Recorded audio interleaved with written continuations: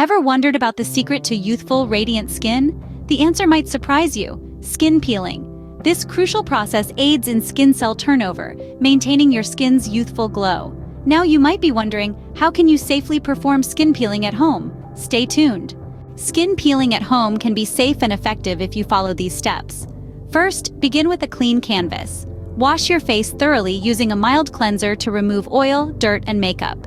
This allows the peeling product to penetrate your skin more effectively. Next, apply the peel. Be sure to read the instructions on your chosen product carefully. Use a brush or your fingers to spread a thin, even layer across your face, avoiding the delicate area around your eyes. Then, be patient.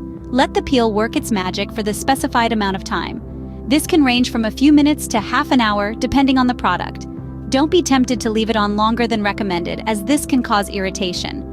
Finally, remove the peel. Rinse your face gently with warm water or wipe off with a soft, damp cloth. Follow up with a moisturizer to hydrate and soothe your skin.